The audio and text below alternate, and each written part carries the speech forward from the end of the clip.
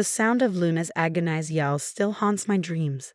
I found my 3-year-old Maine Coon writhing on the kitchen floor, foam dripping from her mouth, her beautiful gray coat matted with sweat.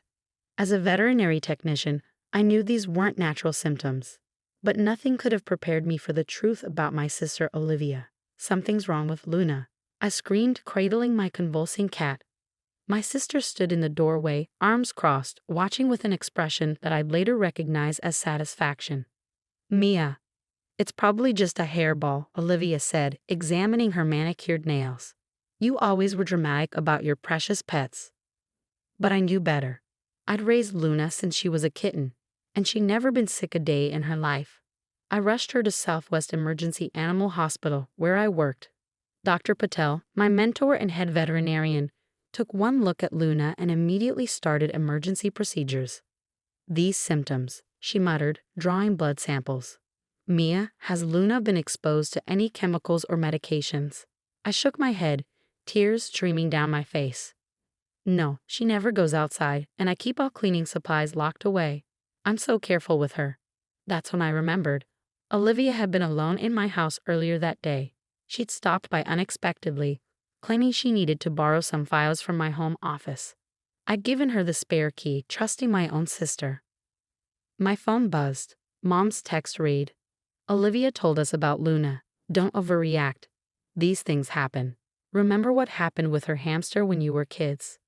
I felt sick. When we were teenagers, Olivia's hamster had died mysteriously. She blamed me, claiming I'd fed it something toxic because I was jealous of her pet. Our parents believed her, grounding me for a month. But I'd never gone near that hamster. Mia. Dr. Patel's voice cut through my memories. The preliminary blood work shows high levels of antifreeze. This was no accident. My world stopped. Antifreeze? The sweet-tasting liquid was notorious for attracting pets. But I didn't even own a car. I used public transport or rode my bike everywhere. There's more, Dr. Patel continued, her face grim. I installed pet monitoring cameras in your house last month when you were pet-sitting my parrot, remember? They're still active. I can access the footage. I've forgotten about those cameras. Dr. Patel had asked to install them to check on her beloved African gray while she attended a conference. We'd never gotten around to removing them. The footage played on her office computer. There was Olivia, entering my house. She went straight to my garage storage, where I kept garden supplies. Then to the kitchen.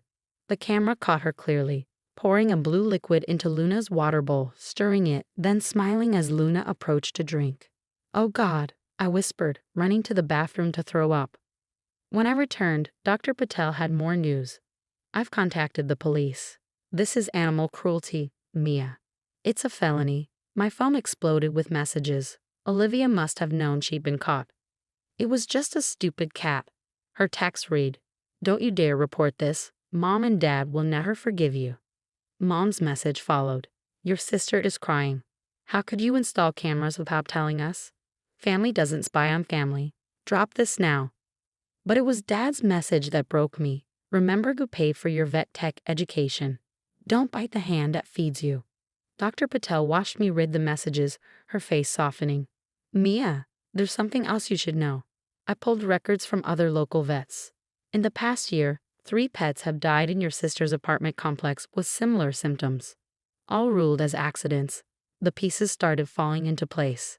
The mysterious deaths of neighborhood pets. The way Olivia always had news about another animal accidentally dying. Her obsession with my social media posts about Luna. She hated that I loved Luna more than her. I whispered, the realization hitting me. She hated that my posts about Luna got more attention than her selfies. The police arrived as Luna's condition stabilized. Officer Torres took one look at the footage and started taking notes.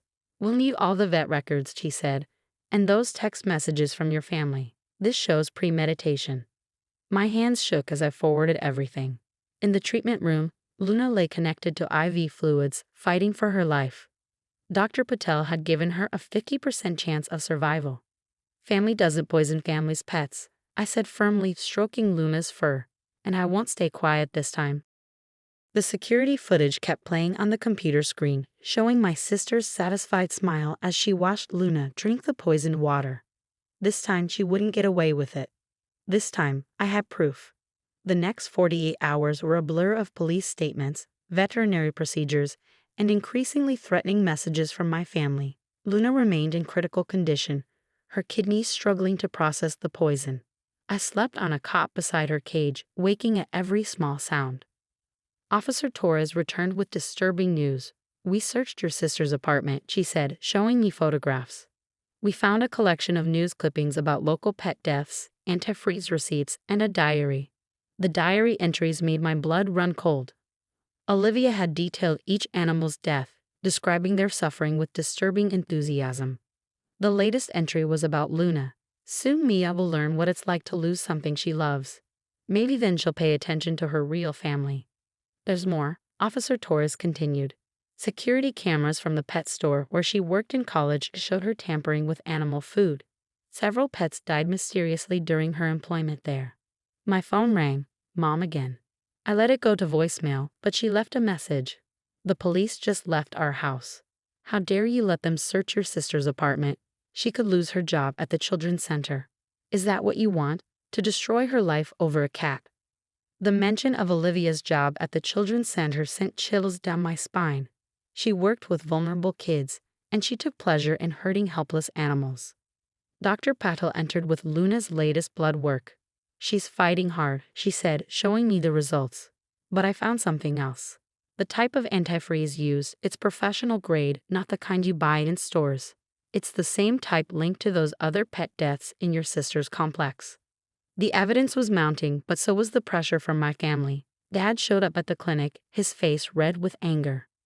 "Drop the charges," he demanded. "We'll pay Luna's vet bills. We'll get Olivia therapy. But if you do this, you're no longer our daughter." I looked at him, really looked at him, and saw what I'd missed all these years. The way he'd always excused Olivia's cruelty, called it high spirits or just playing around. "You knew, didn't you?" I asked quietly. "About the other animals? That's why you never let me get a pet as a child." His silence was answer enough. The breakthrough came from an unexpected source. Sarah, Olivia's college roommate, contacted Officer Torres after seeing the news. "I should have said something years ago," she said in her statement. "She would hurt stray animals on campus, then pretend to find them and help them. She loved the attention it got her." My mother tried a different approach, showing up with their family lawyer. "We can handle this privately," the lawyer suggested. "Your sister's young, she has her whole life ahead of her. Think about how this will affect her future." "Think about how it affected Luna's future," I replied, "and all the other animals she killed." Dr. Patel stood beside me, her hand on my shoulder. "The evidence is going to the DA," she said firmly. "This isn't just about Luna anymore." That evening, Luna showed the first signs of improvement. Her blood work was stabilizing, and she managed to eat a little. As I sat with her, stroking her fur, Dr. Patel showed me something on her tablet. "Look at this," she said, pulling up pet death statistics. "Every place your sister has lived or worked, there's a spike in suspicious pet deaths. This isn't new behavior." Officer Torres called with an update. They found a storage unit in Olivia's name containing more evidence. Photographs of injured animals, bottles of various poisons, even collars that must have belonged to her victims. "She's being charged with multiple counts of animal cruelty," Torres explained, "and we're investigating possible links to suspicious deaths at the Children's Center's therapy animal program." My phone buzzed with another text from Mom. "We've mortgaged the house to pay for Olivia's lawyer.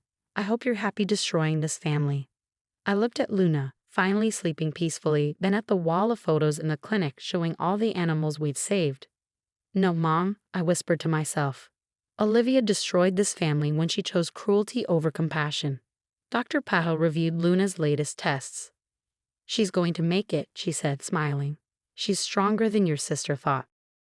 As I watched Luna breathing steadily, I realized the same was true for me. I was stronger than my family thought, and this time, staying silent wasn't an option. The truth about Olivia was finally coming to light, and no amount of family pressure could hide it anymore. 6 months later, I sat in the courtroom, watching as Olivia faced the consequences of her actions. Luna, fully recovered, was safe at home, now protected by a comprehensive security system and cameras. The trial had revealed the full extent of my sister's crimes, 23 confirmed cases of animal cruelty spanning 5 years. My parents sat behind Olivia, both looking aged beyond their years. Mom still wouldn't meet my eyes, but Dad had sent a letter last week, a rambling confession about ignoring the signs of Olivia's cruelty since childhood. We thought if we pretended it wasn't happening, it would stop, he'd written. We were wrong. Dr. Patel testified about Luna's case, presenting clear medical evidence and the damning security footage. Other veterinarians from across the state shared similar stories, creating a pattern that couldn't be ignored.